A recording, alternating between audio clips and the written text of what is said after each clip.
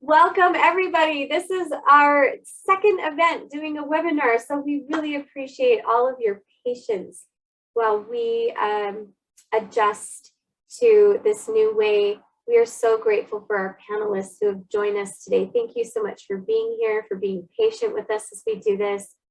The Women of Family, Home, and Social Sciences Initiative was developed to foster an environment in the college where all women in family, home, and social sciences can thrive. We do events to encourage you to identify and pursue educational and career opportunities that will help you to distinguish yourselves to achieve any possibility. And that is why we exist, and that is why we're having an event like this with amazing alumna who have done some really incredible things and are doing some really incredible things. Just for your information, this video is being recorded so that we can post it on YouTube. We really love what is said during these. We feel it's very valuable for our students, and we also want you to be able to come back to it.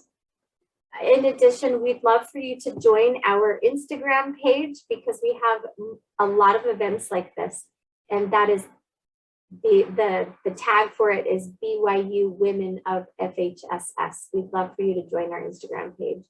Following this event, we're hoping that we can send you a survey. We want to make sure that we're talking about all the things that you want to know and make sure that we're hitting all of the right targets for what it is that you need to feel successful and in whatever it is that you decide to pursue post-graduation. So we will be sending a survey after. Hopefully it'll be really quick for you to do.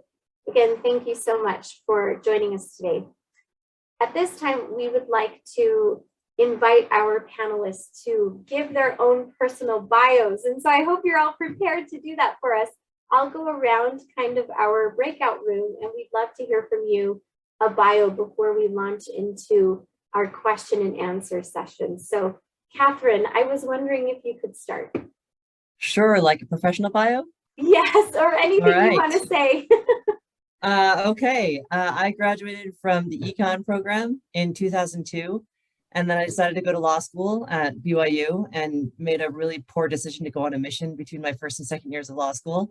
So I kind of came back mid-year, couldn't really speak English. It was really great, finished up at BYU, and then worked for a health insurance company as their general counsel, and then joined the CIA for a bunch of years, then joined an educational startup, and then another education company, and now I'm the chief operating officer at a network of 16 charter schools in Denver. Fantastic. Thank you so much for being here. Glenna? Hi, professionally, I graduated from BYU with my master's in '78 and then went on for a PhD after I married and started having children and graduated in '90 from the University of Utah with a PhD in anthropology. I consider myself an archaeologist. But after raising my family and going back to teaching at BYU as part-time faculty, I then was offered a position as a curator of collections at the MPC, so that I did a lot of postgraduate training in museum studies, collections care, and I am now my 15th year as the collections manager for the anthropology collections at Natural History Museum, University of Utah. So that's me. Wonderful. Thank you so much. Brooke? Hi, my name's Brooke Robinson. I graduated BYU in the political science department in 2010. After that time, I wasn't quite sure kind of what I was wanting to do. So right after graduation, I kind of extended and did the BYU Jerusalem program. I knew I wanted to do some type of human rights work. Just not quite sure kind of what that would look like. So I came home from Jerusalem and decided I wanted to go to law school and kind of go down that route. So I spent a year kind of studying and applying, and then I ended up back at BYU as well and did my law degree. I finished up there, did a brief fellowship with the Salt Lake District Attorney's Office in criminal law. And then I ended up at Utah Legal Services, where I practiced primarily family law and representing victims of domestic violence, and was also their pro bono director. And then after that, I came to Timpanogos Legal Center, which is a statewide nonprofit in Utah, and we help help clients who are either low income and primarily victims of domestic violence and crime. So doing a lot of kind of pro bono social work, or sorry, not social work. We're helping clients with family law matters, divorce, custody, protective orders, things like that. And I'm our director of programs. Wonderful. That's where I'm at now. Wow, that's amazing. Thank you so much. Christine. Hi, my name is Christine. I graduated in sociology in 2016. And then a couple years later, I also went to law school, but I went to law school in Kansas and graduated last year. And I'm currently a post-grad fellow while I wait my California bar results from last month. Oh, we're crossing our fingers for you. Yes, Okay. thank you so much. And I currently work in LA doing eviction defense, supporting tenants. Thank you. And Angela's joining us from Italy today. So hi. Hi, it's late Welcome. here. It's late here. And believe it or not, you guys, I'm staying in this cave hotel in Matera. So there's no lights and barely any Wi-Fi because this is a really interesting place in Puglia. And so I'm lucky to be on the call. Sorry about the delay and sorry, I'm just right out of bed. So how are you guys? I'm not sure, are we introducing ourselves? Yes, that's what we're doing. Yes. Okay, welcome. hi, I'm Angela Hughes. I graduated with a master's degree in travel and tourism and geography from Brigham Young and taught as an adjunct professor there for, I don't know, 5-6 years. And then actually taught in 2020 during COVID as well via Zoom. I live on the East Coast and so also taught in the travel and tourism hospitality industry in the New Hampshire Community College. And I own an agency and I run a travel agency and I have 45 employees and I actually run a program called the Luxury Travel University. So I'm over in Italy with what I call my Lux tribe. I'm in Europe for like a month and gosh, I almost got lost coming back to the cave. And this is actually a luxury property, believe it or not. It's just in a cave. So That's amazing. Well, thank you so much. All of you have such incredible backgrounds and bios. And so the first question I want to ask, and please just pop in as you see fit, because we're going to go into our question and answer part from us first, and then we'll go into Q&A from students. But when you were an undergraduate, did you ever think that you would be where you are? Why and why not? So let's maybe start with that question. Whoever wants to go first.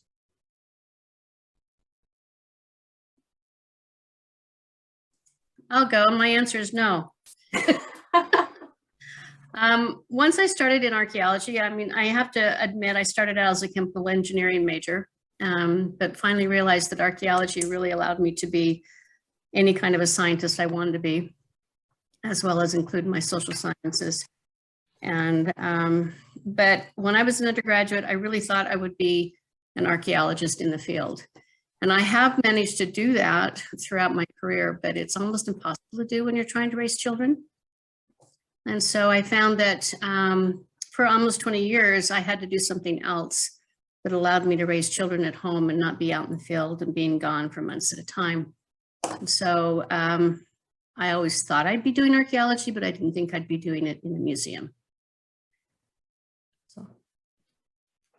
Yeah, and I appreciate you bringing into the conversation too, like the integration of family, right? Because a lot of people who are coming to this panel today are wondering how have these women been able to adjust, and what does that how do you do all of these things and still maintain certain priorities? So I appreciate you bringing that into the response. Is there anybody else who wants to answer that question? yeah, Lindsay, I'll just add to that because we were actually talking about that when I was out in Utah just a bit ago, having lunch with you. I think it's very difficult to raise children and have a career. And I don't want to lie about that. I think that we need to be dead honest about that. You have to decide what you want your life to look like. And because I'm a business strategist coach in the travel industry, I tell people you need to discover what your why is. Why are you doing the things that you're doing? And then you need to align your life to fit the values and the end game destination that you want, because it is a struggle. If anybody tells you it's hard to be an LDS woman and raise 4 kids, and have a career, you know, or it's easy, then they're absolutely lying to you, because you've got to make hard choices. And for me, I always put family first. I worked from home. Some years I didn't work. You know, I gave up teaching very early in academics because I knew that I couldn't maintain that lifestyle. So I think that you need to make early choices, but that does not mean that you cannot excel in the career that you want to be in, and you cannot become your best self in academics or in the field that you want to be in. Because I feel like, and I say this every time that I talk on a stage, I feel like you put God first. You know, you give your whole self to God, and he's going to align your life to be what it's supposed to be. That may not include not having children. That may include not even being married, but as a woman in the church. But you know, you align yourself, and he's going to align himself with you. And that's what you've got to put into gear, like your why. You've got to look at your end game. And then you just keep pushing forward one bite at a time of that elephant, and you'll eventually be where you want to be. And you can, I'm on the other side now. All my kids are in college. I'm an empty nester.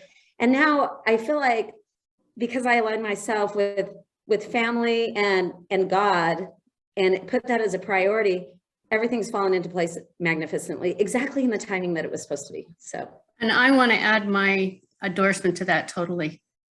I found that as long as I kept my perspective on my family, my marriage, and my children, it was easy to make decisions that allowed me to, I was never short of being able to do something. It was looked a little different. It wasn't actively what I thought I might be doing, but I've had every opportunity to do everything I ever wanted to do. I just didn't get it all at once. And I'm exactly.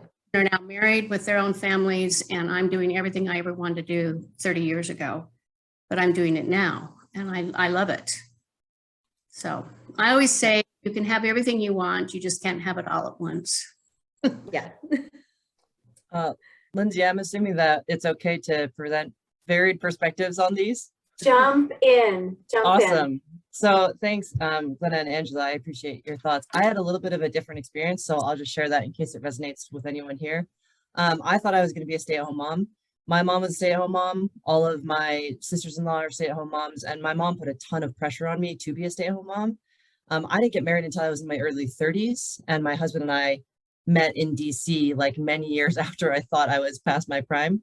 But essentially, like, we had our first kid, and I was like, okay, I'll just go and finish out this project that I had started and be a stay-at-home mom. And I had an incredibly supportive husband who like asked the hard questions of like, what do you actually want to do? What do you like outside of what's expected of you? Like, what do you want to do? What drives you? What makes you feel fulfilled, etc. And I realized that like working is really important to me. So I have a 4 and a 7-year-old right now, and a relatively demanding job. And I'm really lucky to have a spouse who like takes a lot of the burden that typically women have when there's like kind of two spouses working. And so I feel like I've been able to find a balance, and I don't think it's necessarily like that doesn't necessarily happen for everyone, but for me, it's been a very unique experience that's very outside of what I expected for myself. And so if that resonates, I'd be happy to connect with whoever wants to ask some more questions later. I'm so glad you And mentioned Catherine, I that think too. that's a great point, because you absolutely, oh, I was just saying, I think Catherine made a really great point that you absolutely, you know, everybody's path is different, and that's what's so great about being children of God. Like, everybody has the path, and you'll find your path when you're searching. And I think she froze. Here you go go. ahead. Okay. I can jump in too. I agree with kind of what all of you ladies were saying.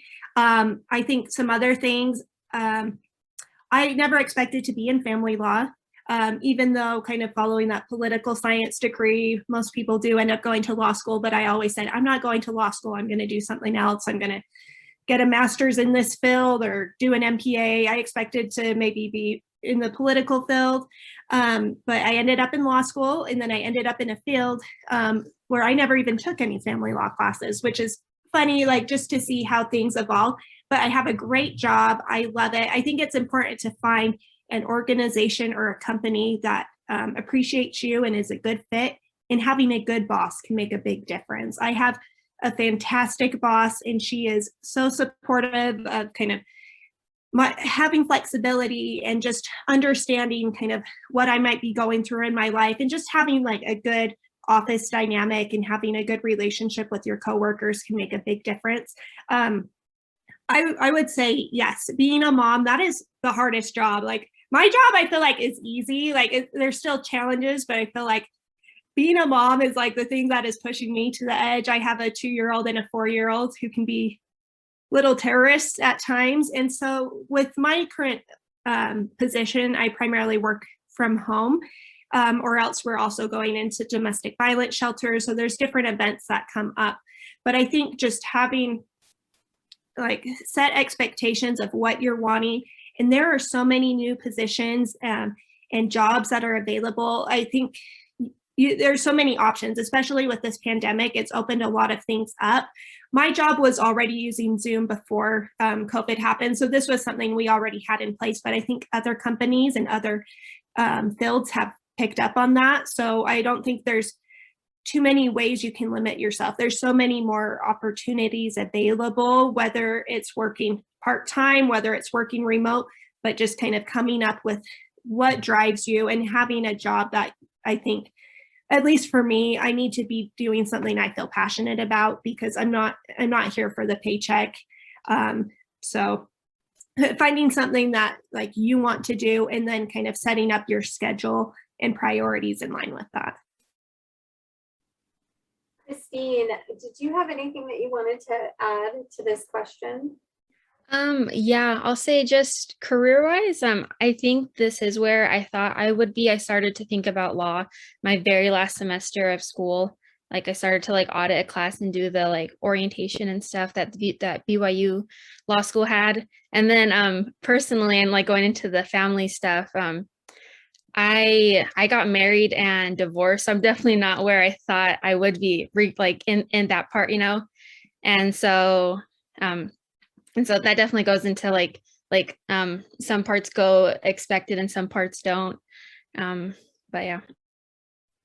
What I love about this panel is that every individual has a very beautiful and unique story.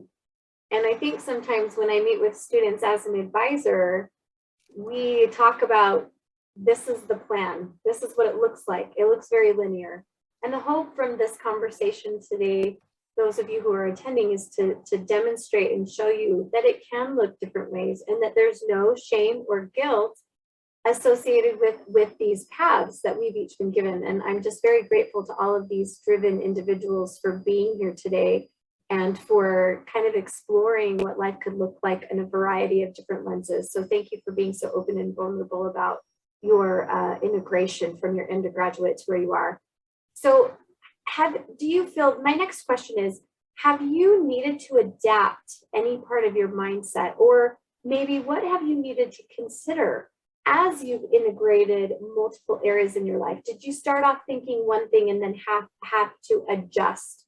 And maybe what did that decision or process look like for you? There was a moment that I thought, you know, we're done with this. We're done with this career. We're done with the world. We're done with travel, everything. And so things can change. We see in a minute, and, you know, even now pending with the Russia-Ukraine war, you know, I'll be in Poland next week, working with the refugees for a brief moment. And, you know, I mean, it's just amazing what things look like over here. I mean, it's very tentative right now. So things can change in a minute. So I think you have to have a backup plan for what life, you know, we saw that with COVID, what life could look like if things dramatically change, you know, so. Yeah, I actually was working in Syria on a project when they had their civil war, and so we ended up just going to Jordan. I've also worked in Guatemala right before their civil war too. So politics has played a huge part in my career. And you think you're getting something going. I mean, I was in Peru right after their civil war, so I don't know how that's happened. My mother always said, can't you go somewhere safe? True. Yeah, my mindset was, I finally just, you know, I gave myself 20 years to raise a family. I too was almost 30 when I married. And I gave myself 20 years to marry and have children, and then I was going to go back in the career. And that's pretty much what happened for me. So my mindset had to switch from being a careerist to raising a family, because I decided that's what I was going to do, and then go back into my career. So I had to be willing to try to get back into a working career after I'd been out of it for 20 years. And so I had to be willing to take part-time jobs or, you know, part-time faculty positions rather than full positions. And I was lucky to have a husband that still had a career. So I didn't have to I wasn't supporting our family. And it allowed me to do things like that. So yeah, you do have to make choices and make changes in what you think you're going to do. And I just say you'd have to be willing to step in and take advantage of chances and of maybe, you know, it takes you off a little bit of what you really want to do, but it gives you experience that you need later. So I just say be willing to take any chance and any opportunity you can.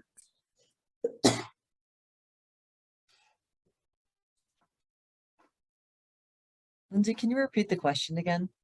Yeah, absolutely. I was asking about mindset changes as you've learned how to integrate maybe different things into your life, if there were any kind of mindset changes or adaptations that you've had to make about where you were and where you are now. It looks like Brooke has her I can go for a bit when we're talking about just mindset changes. I live in Ogden right now. I'm from Logan. I didn't expect to be staying in Utah, and I never really expected to be living in Ogden. That was something that happened right as the pandemic started happening. So when I think back on it, it's so weird to me that I'm currently living here. I pictured myself maybe living back in DC, where I had lived a couple of times, or kind of being on the East Coast. But just, I think your mindset changes, life happens, you have different opportunities presented. Also, when you have a partner, there's a lot of compromise. So you're trying to decide different things. My husband and I were in the same law school class. And so we were having a hard time because you graduate and then you are kind of limited because you have to take a bar exam for a certain state, but you don't have jobs yet most of the time. So you're kind of guessing and gambling and saying, okay, which state do we want to take the bar in? Where do we think we're going to have our best chances? And then you're also kind of working with the other person to figure out, okay, where do we have our highest likelihood of getting 2 jobs in a field that we would both enjoy? And so it was a lot of kind of deciding, okay, who's getting a job offer first? Where do we want to end up? Where's our family? And so maybe if I wanted to be in a different state, that we kind of had to balance out some different things. And there's good places, there's good opportunities everywhere, but just being aware of kind of making sure that you don't pigeonhole yourself and maybe say, I'm going to only take this exam so I can only practice in Louisiana or whatever it is, since they have a very specific bar. I think just being open to different opportunities and just not limiting yourself in what you can do.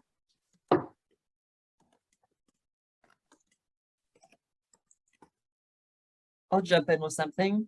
I think my mindset has had to kind of continue to shift in different stages of life, and when things didn't go like the way that I expected. And I think for me, like the key is, it's funny, when we were in DC and we got kicked out of like the younger singles ward because everyone turned 31. And it was like this dire moment where it's like, oh no, I'm leaving like all the young, cool people and I'm like with all these old people now. And we talked a lot about like a plan B. And it was like, no, my plan A is to like do this life based on this like philosophy that I agree with. And all of this is plan B.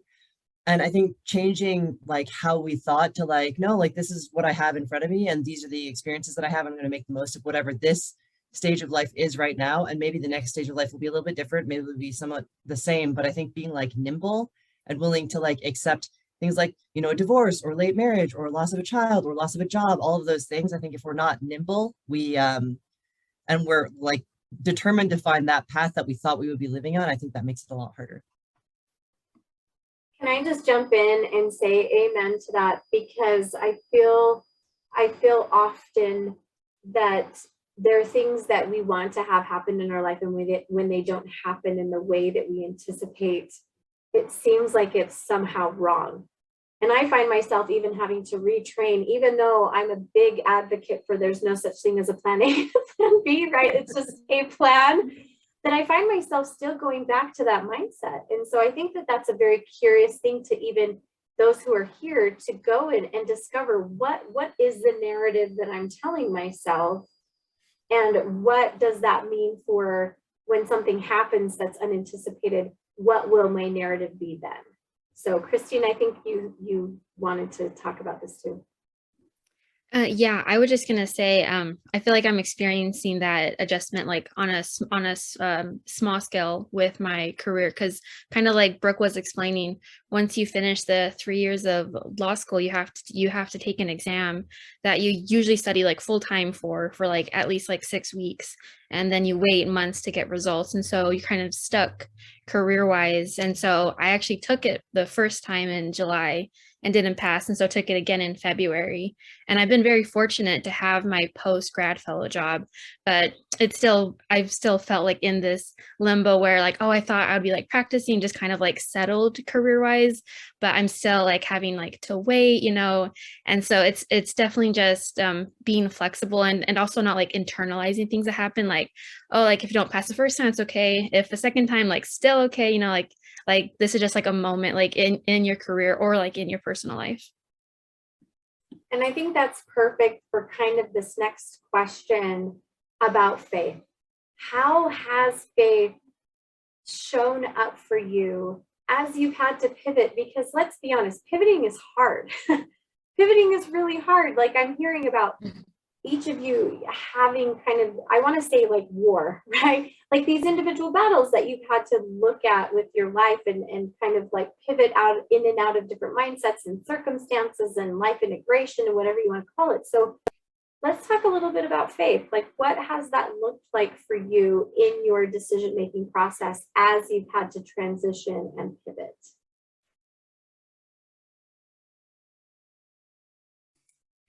I speak about that all the time. I think like, if you look back on your life, now I've got, go ahead. Angela, go ahead. Can you hear me still?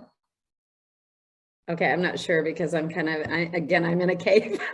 So yeah, I think the problem is, sometimes we don't look back, not the Lot's wife thing, looking back, but I think we don't look back enough to see how the stars align in our life. And I think many times where we're going through like extreme trials, like you'll look back and you'll be like, oh, that's exactly what I needed. Like I look back at COVID now, like in a single day, we lost all our business. I lost all my employees, the whole world shut, travel came to a halt.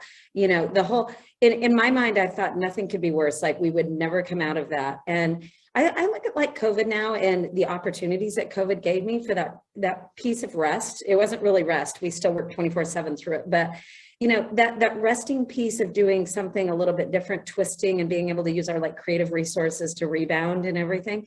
I look back now and I'm like, what a gift. I mean, in the midst of tragedy all over the world, what a gift. And then to come back out into the world and to be able to travel and see things through people's eyes and what their journey was and their experience in Africa and, the Galapagos and Italy and all these different places. I mean, you look back and you think, God is like, he's totally in control of what's going on, and oftentimes we take these faith crisis, whether it's faith crisis in our religion piece or in our marriages or different things. And we think, woe is me. And really, I think, gosh, it's exactly what they're saying there. He's like trying to form you into something.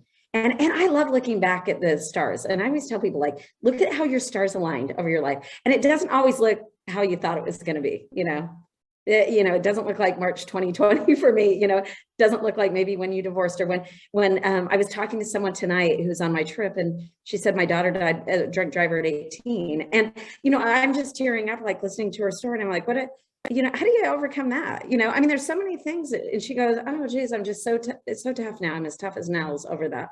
And I think tragedy is like a beautiful thing, it really is. And it develops faith, it develops all of these different things. And so I really just encourage all of you guys to just go out there and, keep some type of gratitude journal, keep track of like the misery and the pain, and then look back at, the winding points. I think of my own son, when he left Division I baseball, I mean, we actually thought he was going to go cuckoo. I mean, we were like, you need to see a therapist. I mean, he was just going crazy when he changed from, being a major league baseball player, pro prospect.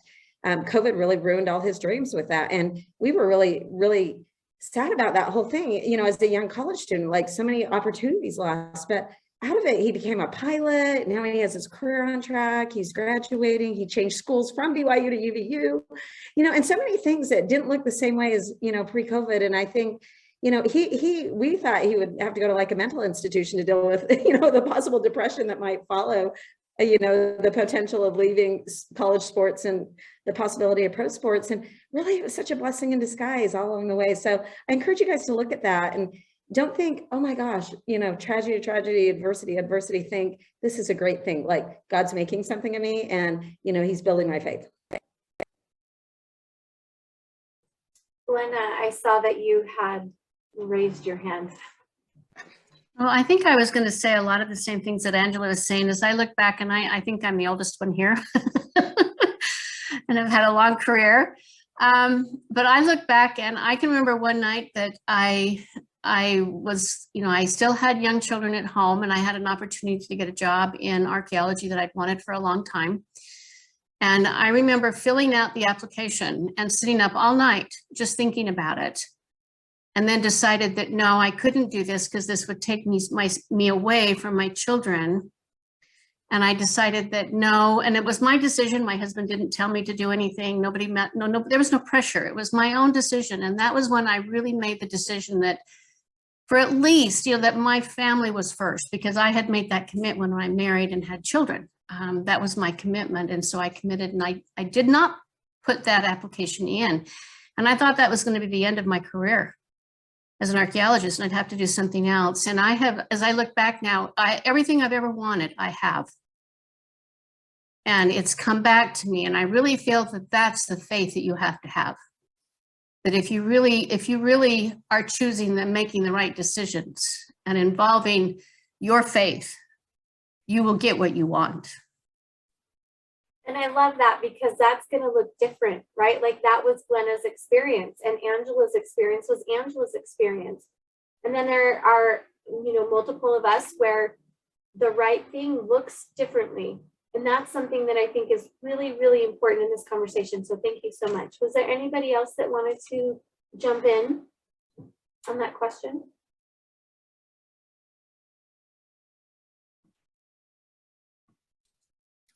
I'll just say, I think Glenna had said in the answer to the last one, something about taking advantage of all the opportunities that you have. Did I get that right, Glenna? For me, faith comes in knowing that in an overarching, like macro sense, everything's going to be okay. And we have a God that loves us. We're trying to make good decisions. And like overall, like the world's not going to end. Our world isn't going to end. Like things are going to be okay. And on a micro level, to me, it's like, yes, I have this overwhelming like peace and confidence. And now I have to try to make really good decisions. And sometimes I'll pray about it, and sometimes I'll get an answer. And sometimes I'll pray about it and I won't get an answer. And it's okay, because I have a good brain and I can make good decisions. And overall, everything's going to be okay. So I think that overarching sense of like peace for me comes from faith. And then it interplays with decision making differently based on kind of the circumstances that I'm in.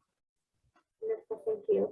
Brooke and Christine, I know you didn't have a chance to answer this question, but I'm seeing these questions from students roll in, and I just kind of want to fast forward to that. So I hope that's okay. That's fine. Okay.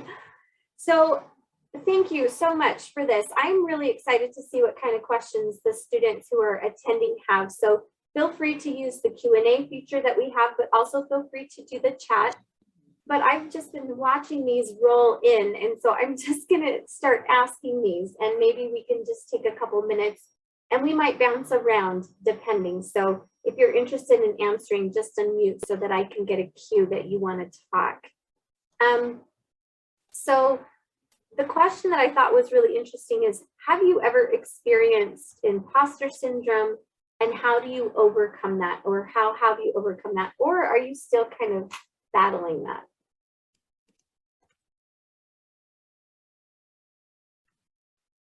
I wouldn't say I've experienced it that much myself. I feel like I have a pretty, I think the type of work that I'm in, I feel like I belong there as someone. I don't feel like an imposter because I'm a woman, or because when I started my career, maybe I was younger. There are certain times where you feel like, do I really belong here? But I think knowing that you do, I know so many people experience it in different ways, different fields. So know that you have your own experience. If you feel that way, maybe reach out to your colleagues or someone, a close friend in that field that can give you support, or your boss or director, whoever it is, and let them know the concerns that you have, because you are there, you've been hired, you are in a certain position, you are qualified to take on those tasks.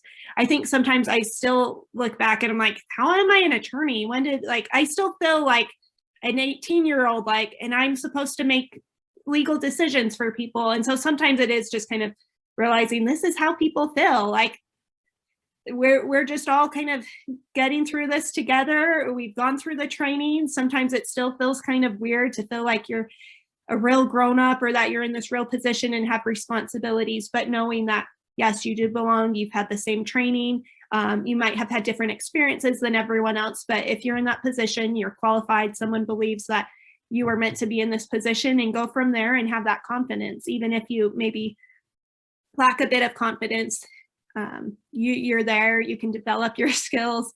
That's probably what I would add. Can I add that if you feel like you're in imposter syndrome, I felt like that when I was hired to be a curator of collections. I had no experience in museum except, I think, a semester in as a graduate student. I really didn't know how to take care of objects like I needed to. And so what I did is I took advantage of professional development and postgraduate study within my own profession. And I had a great museum director who paid for some of that. And I took advantage of it. So if you're smart, you've got a career and you've got a degree, you can learn anything. So don't think you're an imposter, just think I need to have more training. That's all you need to think about. I just need a little bit more training, because that's what you learn how to do in college, is to learn.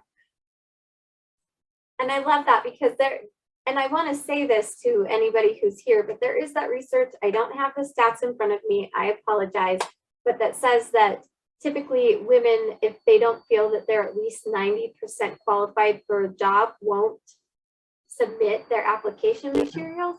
Wow. And so I want to encourage you that you do have a lot of opportunities on the job to learn. And so I always tell my students, if you feel like you're maybe 50%, go for it, because the worst that can happen is that the answer is no. And then you know what kind of training you can get, feedback from those individuals you're applying with.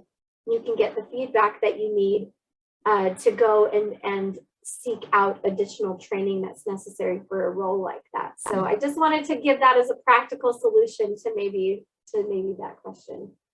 Is there anybody else that's dying to say something about imposter syndrome before we move to another question?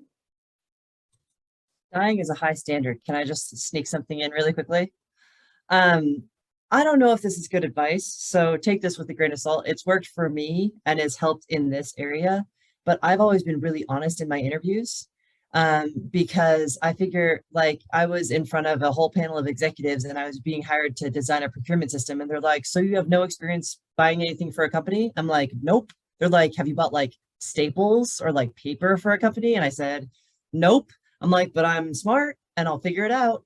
And knowing that they knew that I wasn't trying to represent myself as something different than I was, and that I could come in as I was and then crush it, gave me a lot of confidence. And the same thing when I was going through like the CIA interviews, my perspective has been like, hey, we're going to see if we're a good fit. If I'm not a good fit based on who I am, then like I probably am not the right person for this job. So if you go into a job really honestly, like researching the company and also like representing yourself accurately, they're going to hire you.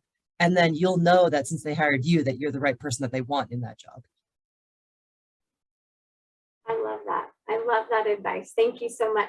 So I think it's really easy. We get into a job interview and we're like, I want to be exactly what they want me to be so that I get this job, right? Like there's this air almost of desperation sometimes, but I really like how you said, no, really, I don't want to work for a company where if I don't have the skills that they're looking for, that could actually be more detrimental to my progress than helpful. So I really appreciate that insight. Okay, I'm going to go ahead. It looks like Angela had her mic off, but now she's frozen. Did you have anything, Angela, that you wanted to say? No, I'll take the next question when you get to it on church. Okay. Okay. So we have a lot of questions. I'm curious if there was any that have come in, panelists, that you have seen that you want to answer. But maybe one that we can start with is, did any of you struggle approaching a career with the hope of building a family? Did you wonder if that career would affect your family in a bad way? And we kind of answered this a little bit, but maybe we can expand. I'll take this one. I'll take a shot at this one. This was a big one for me. That was actually the question that I was excited to talk about. I read a book that essentially said what Glenna said earlier, which was Lean In by Sheryl Sandberg. When I was at the CIA, there's a lot of opportunities to go overseas, and I'm like, well, what if I go overseas and then I can't meet someone and I'm younger, and so I want to make sure that I'm maximizing my opportunity to go to all these parties, even though I'm exhausted and just want to sleep. Like, all of these things all swirled around in my head because I was like, hey, I'm 30, not getting any younger, want to have kids at some point, want to like connect with someone. But basically I realized that what was most important for me was, shoot, I lost the question. Shut off judgment. Which one was it, Lindsay? I just put it in the chat. Sorry about Oh, that. you're the I best. turned it off. I apologize. Oh, no worries. Okay. So I wondered, like, at every step, like, what if this ruins my chances for family? And when I read that book by Sheryl Sandberg, her perspective is like, lean in while you can. You might have to make a decision that you lean out when you have a kid. You might make a decision that you have to lean out when there is an opportunity for promotion that's going to take you away from your family more than you want it to. That's fine.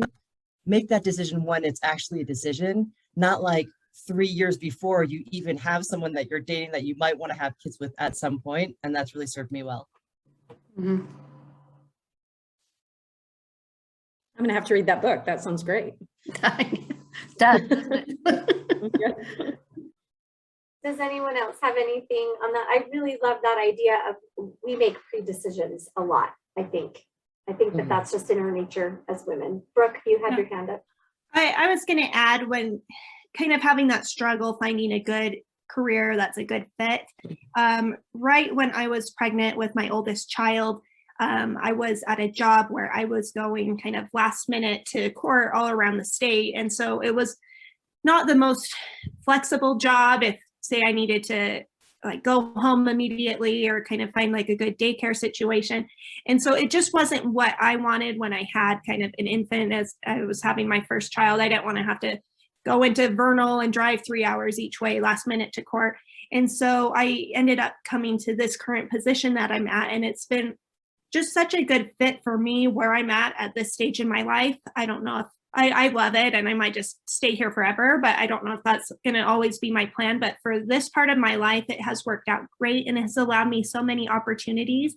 And it's in a similar field. So I've still been able to network with a lot of my peers and colleagues from my previous positions, and has allowed me a lot of new opportunities. But just not even knowing that option before, it's just been so nice to have a flexible option where I can set kind of the hours that I want. I can say which days I want to work, and have kind of helped build this newer nonprofit in the different programs that we have, and not going with kind of the one size fits all legal aid where you're covering a certain court calendar and you need to be there for your clients, but being able to work remotely in different ways to help some of the same clients that are victims of domestic violence. And so it's been so nice for me to be able to use Google Voice, or to be able to use Zoom for clinic appointments, or to just know that I don't have to go to court at the drop of a hat. And so it's just been very nice for me. And so everyone's path is different. And so if you prefer and you want to be in kind of a job that has kind of that 9-to-5 structure, or if it's a job where you're even doing more than that, I think it's great. But just finding something for you, and not saying that you have to commit to that to the rest of your life. Like, this might just be what I do for now, but for right now, I have a good schedule that works well for me and for my children and my husband. We have 2 good jobs that are both flexible, and we're able to work together and kind of finding a good childcare schedule. And it's been great. And I will say COVID has complicated. This has been like the hardest thing for those of you that have kids or trying to get through these past 2 years. It's been really, really hard, but I think it's created a lot of positive changes. So we're coming out of this and we all survived together. So we did it.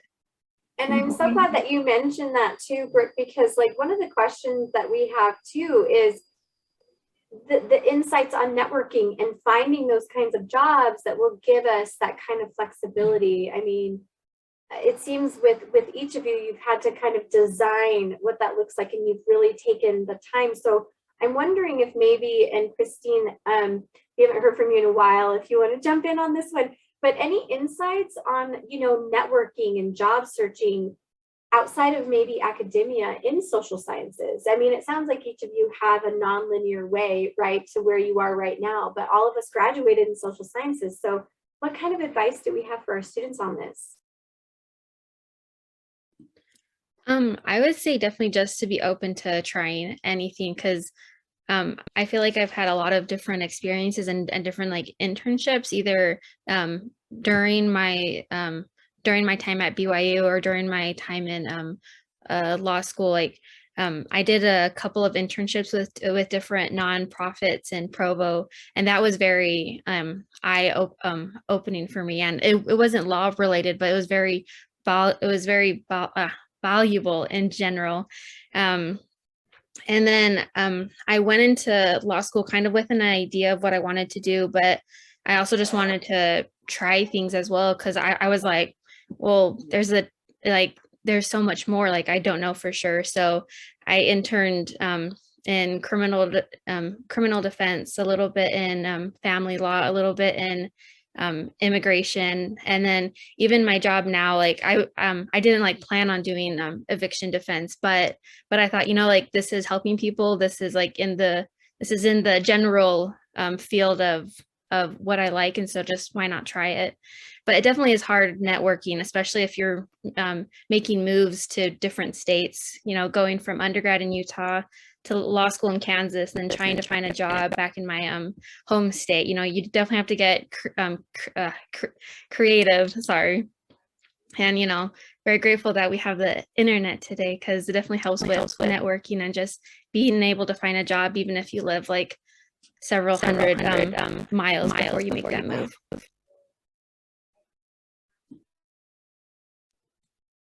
Any other techniques that you have used, ladies, as you have kind of pivoted into different roles for networking in the social sciences or as a social scientist? Oh, I can say don't lose touch with your professors. Don't lose touch with the people that you study with, because that is your first and foremost network. And often they can direct you to different ideas of what you can do. And don't be afraid to ask for help. Don't be afraid to let people know that you want to do something or that you're willing to do something else. And you know, what's interesting about the degree in anthropology is very few of us end up doing anthropology. We do a lot of other things. I know an awful lot of lawyers that have degrees in anthropology. I mean, I was accepted into law school and decided I would want to go on, but I think it goes back to what Catherine and Brooke and Christine and Angela all said, is just be willing to take advantage of any opportunity that even looks like you might enjoy doing it. And even if you don't want it, do it for a year and get the experience and then go to something else. I've always said, be willing to be dropped in the desert and get a job. I mean, just do anything you can get first. Get yourself that job first. And then use that as a stepping stone, and use the acquaintance and the people that you meet there. I mean, I got my first job because I know how to read a map. You know, it's one of those interesting things. You know, you can read a map, you can read descriptions of, you know, land. Well, yeah, so I did title work for 5 years. Now, how does an archaeologist qualify for that? But it's because I could read maps, I could read descriptions, and I had no idea that kind of training would give me a job. But it helped me get through graduate school. So it's just one of those things that I just take every opportunity, and if it looks fun, do it. If you don't like it, then quit and go somewhere else. But use it as a stepping stone, and use the people you meet there as your network. And you just made every geography professor just cheer with that comment about maps. So I love it. Well, speaking of kind of the trajectory, and I'm so sorry, we're going to try to get to all these questions in the next 5 minutes. Just kidding. But I'm wondering if we could touch on what was the decision about what you chose to do your undergrad, and what did that look like as you considered your advanced degree? Because we have a lot on here who are doing something that might be completely different, right? I mean, there are some natural, you know, like political science to, you know, law school or whatever, but can we talk maybe a little bit about that? Maybe any tips that you have for our students? Yeah, can I reach out?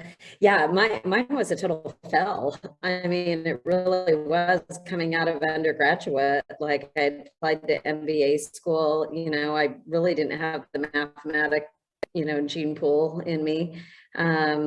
On the GMAT, and is that what we took? I mean, it was so long ago, I can't remember what the tests were, but you know, it was a real struggle for me. I mean, I bawled for days. My sister got in, she did a JD MBA, you know, and I was like, oh geez, and I'm going to be geography, you know, and that looked like just literally the bottom of the barrel for me. I thought, you know, my husband's playing football at BYU. He's going to finish, you know, he wants to do a master's here, and at the time was organizational behavior, and I was like, what's my path? I mean, I felt like a total loser. I mean, and I didn't see an open door, you know, like graduating like in geography, travel, and tourism sometimes looks like a closed door.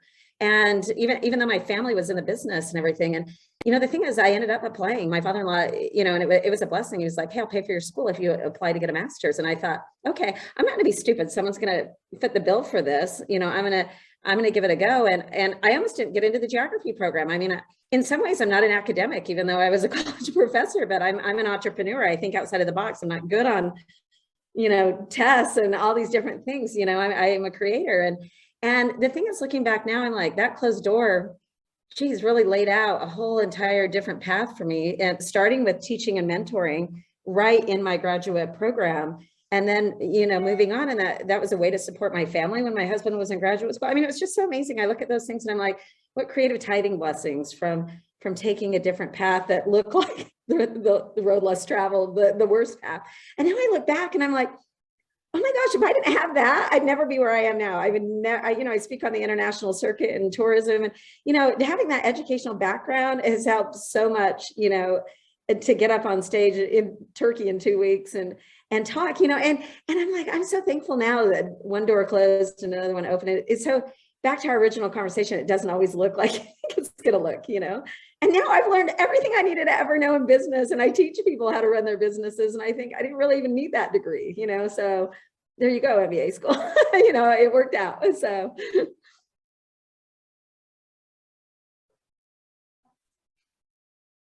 Anybody else on this question?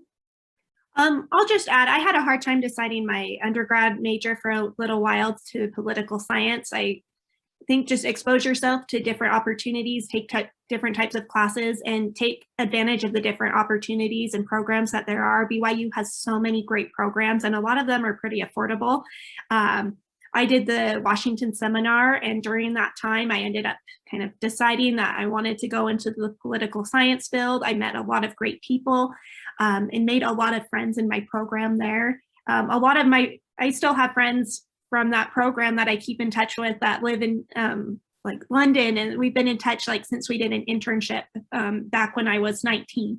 And so just kind of building those relationships and trying something new, but just knowing, maybe going to talk to your counselor or seeing what opportunities there are, rather than just taking classes. Know that there's different clubs, there's different ways you can get involved with just all the different programs through the college. Check the website, maybe try a study abroad or a different program, because I think that's, once you're really participating in something, that's where you get a better grasp of what you're doing and gives you better ideas of what you want to do, rather than just sitting in a classroom 24/7. Fantastic. Thank you so much. I am so sad. I wanted to do this like amazing wrap up and tie it in a bow, but I'm hoping maybe we can take maybe less than a minute each and think about, panelists, if there's anything else that you feel would empower our female students to pursue whatever they choose after they graduate, whether it's fulfilling grad school, stay-at-home opportunities, part-time or full-time employment opportunities. Can we just take some time and go around I'd love to hear, what do you want to leave our students with in their decisions? So Glenna, would you like to take that first? Sure. What can it's almost like I need to give you advice, and I'm sitting here on top of the mountain because I'm so old. I'm at the retirement age. I would say just don't think that any education you have is worthless. Everything I've ever done has been something I've been able to use later in my life, somewhere on my job. So take advantage of your education, and if you can't continue on, think about doing it later. But I don't think I think you should continue always. I want to tell you all to become lifelong learners, and consider that every step you take, you're learning. And even in raising children, that is probably the hardest job I ever did in my life. And there's no manual for it. And so I figure if they grow up and they're alive when they're 16, you've done a wonderful job. So Amen to that. but I think, but just absolutely have confidence in yourself and confidence in your decisions, and know that the Lord loves you. Thank you for that. Christine? Yeah, I would just say, like, you can do whatever you want, like literally whatever you want. And I say that while validating any like fears or any systemic barriers too, like whether it's like gender or race, which is like more prevalent in different fields. Like I recognize those challenges and I validate that, but also like 100% believe in you, like career wise, personal wise. You don't have to subscribe to whatever idea that people have told you for your journey, or whatever like personal idea you currently have. Like it's totally okay to like, change plans, or it's okay if you start your major and do a different one, or if you like quit grad school, or if you like change your career in like 10 years. Like there's no like right or wrong way to do it, just like whatever makes you happy. Awesome, thank you. Angela?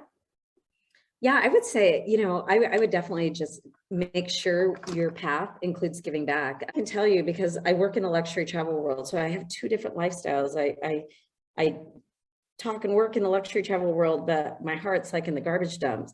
And I'll tell you, like, God's in the garbage dumps. And that's where you're going to find yourself. Like and I don't care what career you're in, I put yourself out there, like giving back to people, because there's so much need in the world, and they need powerful women to help guide and direct them and mentor them. So many women do not have the opportunities that you have at the university, with education, with water, with food, with raising families. So I would take every ounce of your education and say, okay, I know I want to do this and I'm on a career path, but I want to make sure that 10% of my life is ingrained in giving back, some type of mentoring or some type of love or some type of, humanitarian. If that means you're doing it, and I'll give you an example during COVID, because we lost, our business and everything, basically in travel. I started mentoring businesses, destination management companies around the world that reached out to me for free, because I knew that they couldn't afford my private consulting.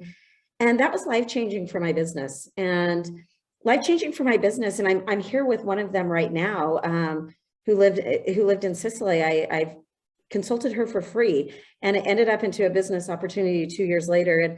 And I look back and I'm like, all those people that I just gave an hour to, because I couldn't go out and volunteer. I couldn't go to a food bank. I couldn't even, deliver groceries for somebody, or visiting teacher, whatever we call it these days, and I look back now and I'm like, I'm so glad, like, I just made that decision. Like, I can do something, even if it's on Zoom, internationally, with businesses that have less opportunities around the world.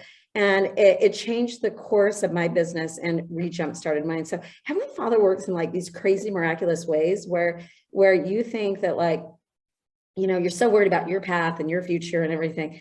Gosh, get out and start looking at other people's futures in their life. And I guarantee you're going to find what you're looking for in your own life. So Thank you. Thanks for that. Catherine? Two things. The first thing is figure out what you want to do. Figure out what you want to do based on who you are and what you value, and not what others want you to do, and then do what you want. And the second thing is nothing's permanent. I restarted my career like 4 times. My salaries look like a bell curve, and that's okay. Recognize that, like, what you're doing right now and your first job out of college seems really important, and also if you want to change, you can make a change. So like, it's important, get the experiences, and also recognize that like your trajectory in 10, 20 years is going to look completely different maybe than what you're doing right now. And that's okay. And it's normal. It is normal. I will help you remember that when you come to my office. That's great. Brooke. Okay, I don't know how much more I have to add. I agree with everything you're saying. Find something you're passionate about. Give back. I've been the director of pro bono, so I love kind of that. Do some type of humanitarian work, or at least find something that you can feel dedicated about. Because if you're just going to work for a paycheck, you're going to get burnt out. At least have hobbies or something on the side that keeps you going. And don't feel like you need to have this, I don't know, like I'm going to end up the CEO of this company. Everyone's path looks differently, and you can find fulfillment in whatever that is. Listen to what you want to do. You're the one making those decisions. There's no set plan based on any of the stereotypes that we have in place. So don't listen to those stereotypes. Anyone can do anything. We have so many new opportunities available to us. If we didn't take those opportunities, there wouldn't be any progression. So I just saw that Madeleine Albright passed away today. And so just, there's so many different changes, just even in the last couple decades, and seeing so many opportunities that have been extended to women. So don't ever feel like, oh, well, they're only going to hire this guy because, I don't know, he's got, I don't know, the background, or this is what they're looking for. You never know. And it depends, like you can present yourself well in an interview. And even if the company might have someone set in mind, go in and change their mind. The world is your oyster, and that's just what I'll leave it at. Thank you all so much for coming and being here. Thank you for giving back and for coming and speaking with our students. We didn't even get to half of the questions. Like, this has just been an incredible panel.